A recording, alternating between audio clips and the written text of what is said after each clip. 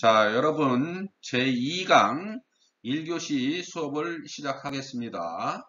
역시 마찬가지로 글로벌 화장품 트렌드 및 기술 동향에 대해서 하겠습니다. 오늘은 글로벌 화장품 뷰티 트렌드 및 기술 동향 시간으로서 화장품 산업의 패러다임 및 국내 화장품 시장 규모 등을 확인해 보는 시간을 갖도록 하겠습니다. 지난 시간에 이어서 목차는 다음과 같이 동일하게 되겠습니다. 자, 이어서 글로벌 화장품 소재 시장 기능성 소재 현황을 표에 보시는 바와 같습니다. 설명을 드리겠습니다. 국내에서 사용하는 기능성 화장품용 소재의 종류와 생산업체를 조사해 보면 미백, 주름 개선, 자외선 차단용 소재를 구분하여 조사한 결과입니다.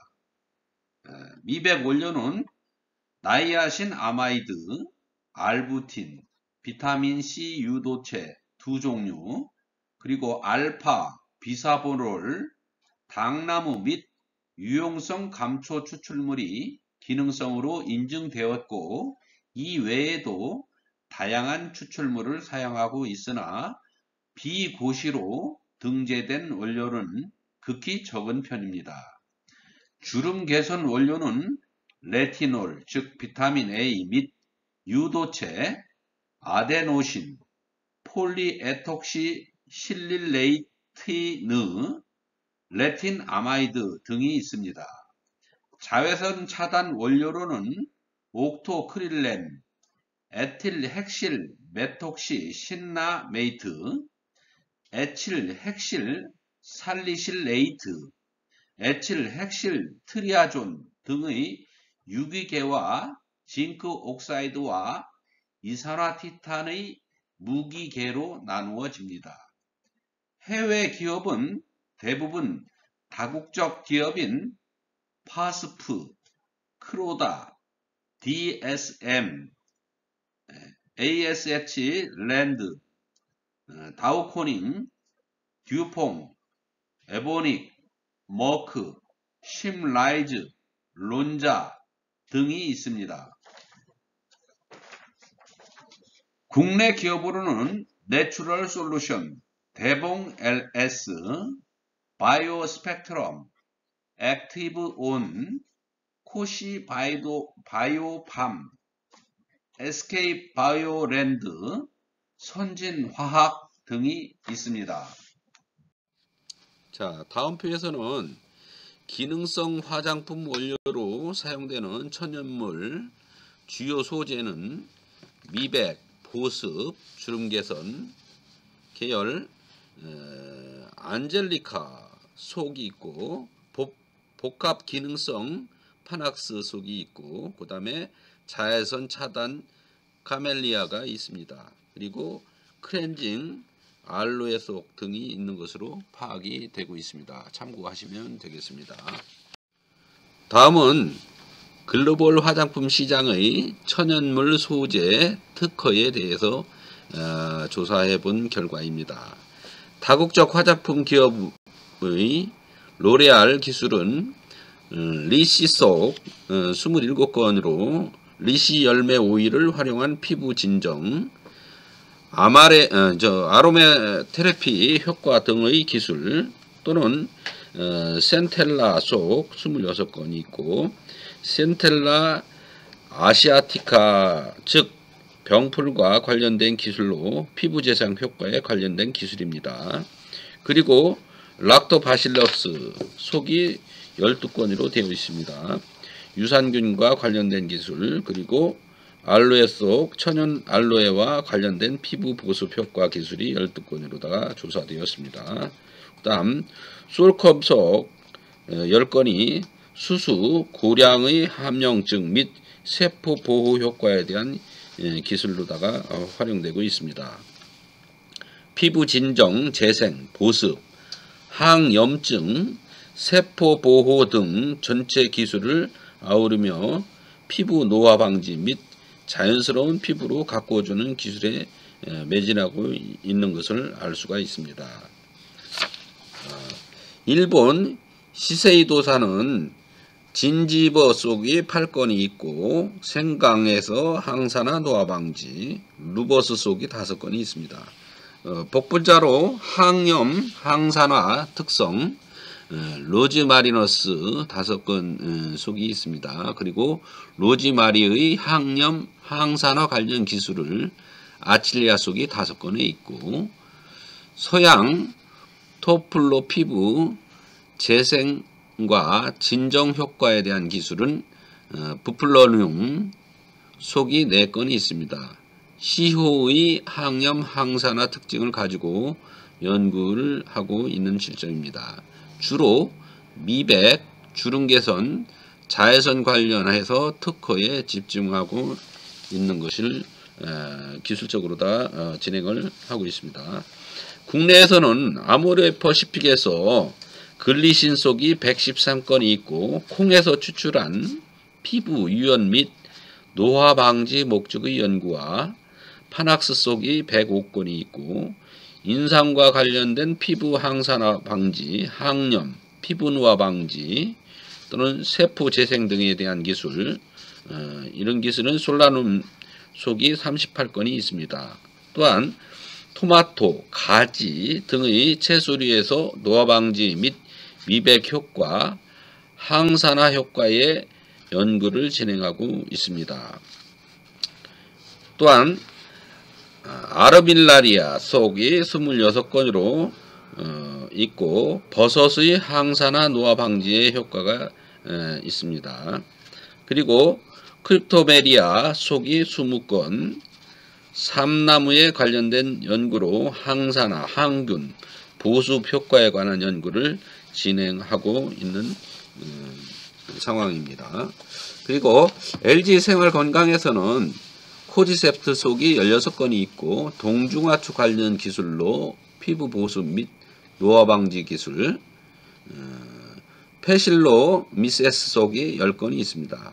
눈속 동중하초의 피부주름 방지 효과에 대한 연구, 아스파라거스 속이 7건이 있습니다. 아스파라거스, 아보카도, 천문동 등의 식물류의 피부 보습 및 항산화, 항염증 효과에 대한 연구를 진행하고 있습니다. 부플레늄 5건이 있고, 시호 항염, 항산화 관련된 연구를 진행한 것을 확인할 수가 있는 것입니다. 참고로 잘 확인을 하시고, 이 관련 분야에 관심이 있는 분은 더 이렇게 자세하게 이렇게 찾아보시면 되겠습니다. 자료는 각 브랜드 웹사이트에 수록이 되어 있습니다. 이상 다음 순서로 넘어가겠습니다. 자, 다음은 2020년대 화장품의 패러다임 경향에 대해서 설명을 드리겠습니다. 그 표에서 잘 보시면은 1980년대부터 2020년의 화장품 산업의 패러다임을 확인해 보실 수가 있습니다. 화장품 산업의 1960년대의 태동으로부터 1980년대 단순히 생산을 위한 상업 분야였습니다. 그러나 1990년대에는 산업 중흥기로 피부의 종류별에 대해서 타겟팅한 스킨케어 제품군이 등장하기 시작하였습니다. 또한 메이크업 시장이 성장하기 시작한 초기 단계로 구분되어진 시기였습니다. 자, 그러고 2000년대에 들어서는 해외 수입 원료의 일변도의 기능성 원료 시장에 한국에서 연구 개발한 기초 물질들이 도입되기 시작하였습니다. 바이오랜드가 대표적인 스킨케어에 특화된 추출물 개발을 통해 현재 입지 전적인 브랜드로 도약하고 있습니다. 이 외에도 수많은 기초물질 소재를 연구하는 기업들이 표본처럼 여겨지고 있습니다. 자, 2010년도에는 기초 소재에서 더욱 발전한 피부 생리의 기초 메커니즘을 파악하고 이를 응용한 고기능성의 소재가 도입되기 시작하였습니다. 이는 코스메티컬, 즉 화장품과 의약품을 같이 칭하는 것입니다. 신조어를 낮기에 이르렀습니다. 2020년도에는 디지털 시대의 가속화에 따라 디지털 뷰티란 과정이 일상화되었습니다. 디지털 뷰티란 인간의 건강한 피부와 미적 욕구를 충족하는 일련의 과정에 관하여 모든 디지털 기반의 기기와 기술을 의미하는 것입니다.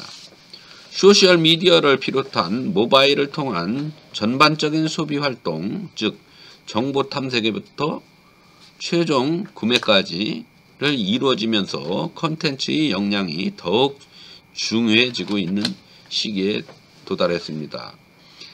디지털 기술의 발전은 더욱더 정교해지는 소비자의 니즈를 이해하고 분석하여 활용하는 데 큰 도움이 되고 있습니다.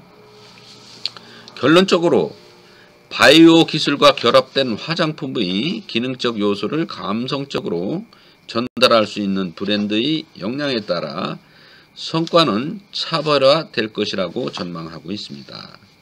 자, 또한 2020년대로 들어서서 화장품 산업은 개인화, 고급화로 진행하고 있습니다.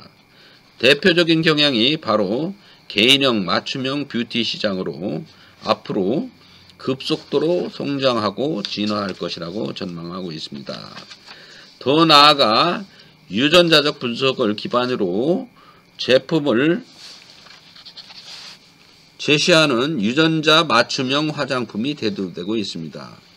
그동안 혈당, 혈압 등 일부 항목에 한정되었던 민간업체의 소비자 직접 의뢰 DTC, 즉 다이렉트 투 컨슈머 분석 기술이 최근에는 유전자 검사 제도가 일반화되어서 확대되면서 피부 탄력 또는 피부 노화, 색조 침착 등 56개 항목으로 넓어지고 있습니다. 이를 계기로 유전자 분석 기술을 회사와 화장품 제조사 간의 협력이 눈에 띄게 늘어가는 추세에 있습니다.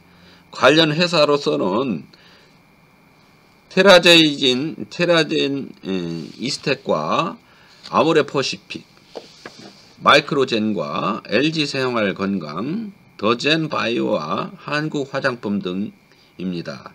이는 화장품 산업에도 피부 유전자 분석이 중요해진 것을 나타내고 있습니다.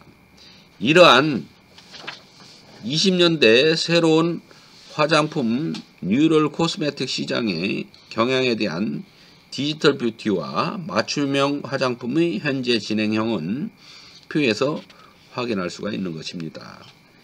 피부 수분 및 피부 타입, 주름 등을 확인하고 이를 근거로 개인별로 최적화된 맞춤형 화장품을 만들 수 있는 시기가 도래한 것을 알 수 있습니다.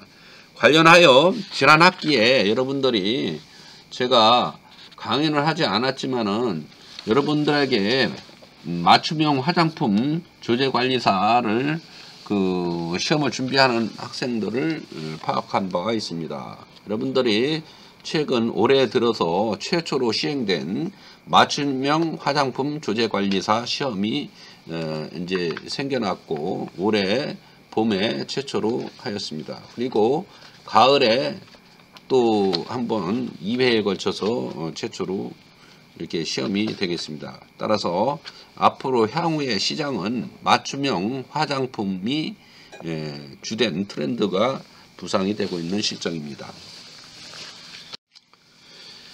자, 다음은 화장품 기술 변화와 바이오 영향력 강화에 대해서 그림을 보면서 설명을 드리겠습니다. 화장품 산업은 고령화 시대로 진입하는 현 시점에서 새로운 패러다임을 요구하고 있습니다. 2000년대 초반의 피부 노화 및 주름은 거의 의학 수준의 피부과 시술이 주된 개선 방향이었다면 2000년대 후반으로 들어가면서 피부 컨셉의 항노화 화장품 시장이 자리를 잡기 시작을 했습니다. 또한 생물학적인 세포, 즉 줄기세포 또는 유전자 재생, 유전자 맞춤형 개인 화장품 등이 새로운 컨셉의 화장품 시장이 도래하기 시작을 했습니다. 앞으로의 화장품 시장은 개인 맞춤형 시장이 될 것이라고 생각합니다. 화장품 업계에서는 발빠르게 이에 대해 대비할 기술을 준비하고 있습니다. 또한 화장품 소재가 화학적으로 합성하거나 천연유래 물질을 이용하는 것에서 한 단계 발전한 것으로 미생물을 이용한 소재를 생산하는 것으로 미생물 발효 등을 이용한 화장품이 대중화된 상태입니다. 자, 다음으로 바이오 화장품의 역사와 소재에 대한 흐름을 살펴보겠습니다. 화면에서 보시는 바와 같이 1980년대에는 베타글루칸 단백질 소재가 유행하였습니다. 베타글루칸은 다당류의 일종으로 면역 증강 작용을 가지고 있으며 효모의 세포벽, 버섯류, 곡류 등에 존재하고 있습니다. 인간 정상세포의 면역 기능을 활성화시켜 암세포의 증식과 재발을 억제하고 혈당과 혈중 콜레스테롤을 감소시키며 지질 대사를 개선하여 체지방 형성과 축적을 억제하는 역할을 해줍니다. 피부에서는 콜라겐의 재생성을 높여주고 피부 진정작용, 항염, 주름 개선 효과 등이 있다고 알려져 있습니다. 자, 그리고 바이오 히알루론산도 바이오 원료의 하나입니다. 아미노산과 우론산으로 이루어지는 복잡한 다당류의 하나입니다. N-아세틸글루코사민과 글루쿠론산으로 이루어진 고분자 화합물입니다. 눈의 초자체나 탯줄 등에 존재하는데 세균의 침입이나 동물의 침투를 막는 역할을 해줍니다. 황산 콘트로이틴과 함께 주요한 뮤코 다당류로 알려져 있습니다. 보습 효과를 높여주며 현재는 스킨케어 제품 보습 라인에서는 기본 처방의 물질로 활용되고 있습니다. 리포점은 작은 부 형태의 물질로 주머니 형태를 하고 있으며 미세한 물질입니다. 화면의 아래측 하단에 있습니다. 좌측 하단에 있습니다. 리포점은 콜레스테롤로부터 형성되거나 자연계에서는 독성이 없는 인지질로부터 인지질 이중층이 형성되어 만들어지고 있습니다. 리포점의 크기와 친수성 또는 소수성 물질들의 적절한 조합으로 양친매성을 띠기 때문에 미생물을 제하는 항생물질이나 암을 치료하는 항암제의 약물 전달 운반체로서 각광을 받고 있습니다. 이를 화장품에 이용하여 미용 성분을 리포점화하여 피부에 전달하는 전달 시스템을 활용한 기술입니다. 여기서 양친매성은 여러분 잘 아시다시피 친수성, 친유성을 다 갖고 있는 성질입니다. 자, 그리고 피테라는 갈락토미세스 발효의 여과액으로 영양이 밀집된 효모이며 발효된 수리 부산물입니다. 화장품에서는 보습제로 사용되며 항산화 효과가 있습니다. 피부의 수분 장벽을 개선하여 환경, 스트레스로부터 피부를 보호하는 역할을 하며 SK2 화장품이 주된 미용 성분이기도 합니다. 2000년대에는 기능성 화장품이 일반화되는 시점으로 주름 개선 노화 방지 목적의 비타민 A, 유도체인 레티놀과 녹차의 카테킨의 성분으로 50%를 차지하는 EGCG, 비타민 C 보다 항산화 능력이 뛰어나며 암과 심장의 질환을 예방해주는 역할을 하는 물질입니다.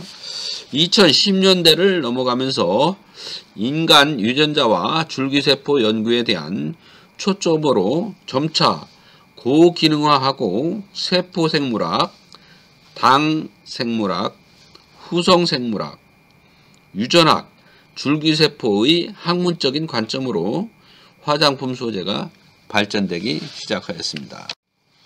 다음은 바이오 화장품의 주력화에 대해서 설명을 하겠습니다. 바이오 화장품은 틈새 시장에서 주력 시장으로 부상할 가능성이 높아지고 있는 상황으로 되어 있습니다.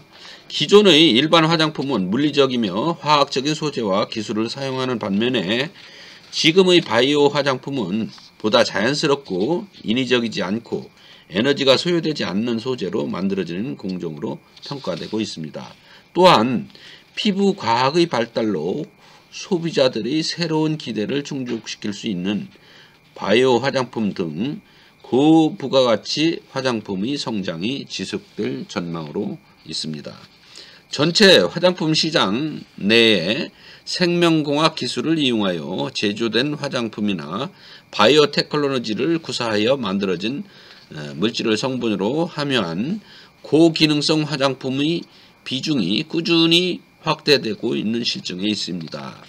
이는 효소, 식물 소재를 이용한 바이오 메커니즘의 규명과 이를 통해 과학적인 근거를 확보한 기술로 인정받아서 살아남는 시장의 흐름을 보여주는 것입니다. 자, 다음은 화장품 기업의 기술별 특허 분석을 한 표를 보시겠습니다. 자, 소비자들이 지식 수준이 높아지고 화장품 업체 간의 경쟁이 치열해지고 있음에 따라서 향후 화장품 시장 내 기술 혁신과 브랜드 차별화는 더욱 중요해질 것으로 판단되고 있습니다. 국내외 화장품 시장의 기술별 특허를 분석을 해보면 위 표와 같이 나타나고 있습니다. 글로벌 기업은 활성화 기능 소재, 헤어케어 소재, 세정제, 자외선 소재, 메이크업 소재 등의 순위로 고른 분포를 보이고 있는 반면에 국내 화장품 기술 시장은 활성화 기능 소재의 절반 이상인 57%를 차지하고 있어서 이어 헤어, 메이크업 소재 등의 순으로 다소 차이가 있는 편으로 나타나고 있습니다. 활성 소재에 대한 전반적인 기술 방향도 글로벌 경향은 피부 보습, 항노화, 항염증, 미백 순이지만 우리나라의 경우에는 항노화, 미백, 피부 보습, 항염증 순으로 피부색에 대한 차이와 노화에 대한 관심이 큰 경향을 보이고 있습니다. 자, 다음 화면은 최근 화장품 산업의 선도주자인 에스테 로더와 디올 브랜드사의 시장을 비교해 보겠습니다. 글로벌 럭셔리 화장품 브랜드 에스테 로더와 디올은 20 내지 30년 동안 지속적으로 헤리티지 제품에 대한 최신 바이오 기술을 접목시키고 있습니다. 에스테 로더 나이트 리페어 세럼은 1982년도에 출시하여 최초로 나이트 리페어의 개념을 도입하였습니다. 또한 세럼이라는 새로운 기능성 화장품 제품 카테고리를 확립하였습니다. 디올 캡처는 1986년 리포점을 시작으로 프로테아좀, 장수유전자, 스템셀 등 최신 바이오 기술을 약 2년에 1회 교체해서 적용하고 있습니다.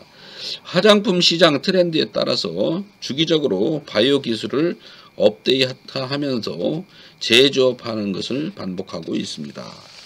그리고 P&G, SK2와 로레알, 랑콤의 바이오 화장품 시장은 P&G, SK2 브랜드의 핵심 성분 피테라는 1990년대 후반에 등장하여 매년 업그레이드 기술을 적용시켜 오고 있습니다. 로레알 랑콤은 피부 단백질 발굴 및 핵심 기술인 제노믹스를 연구하고 이에 기반한 제네피크 제품을 2009년도에 출시하였습니다. 다음은 국내 화장품 회사의 동향에 대해서 살펴보겠습니다. 아모레퍼시픽의 바이오 화장품 연구에는 1990년대 후반 국내 최초로 프레스티지 기반으로 화장품 브랜드 설화수를 출시하였습니다. 지속적인 제품 혁신을 통해서 높은 성장을 이어가고 있습니다.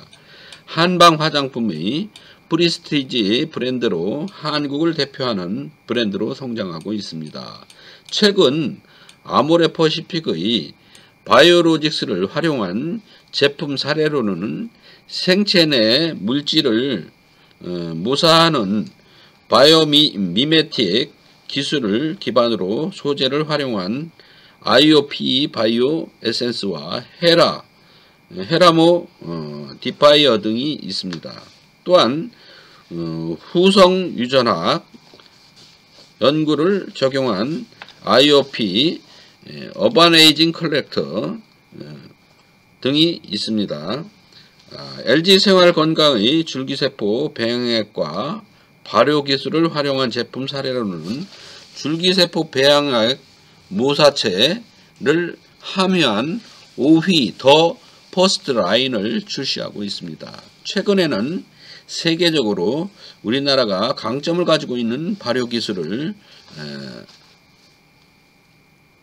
의해서 활용한 기술은 숨이라는 브랜드가 높은 성장을 이루고 있습니다.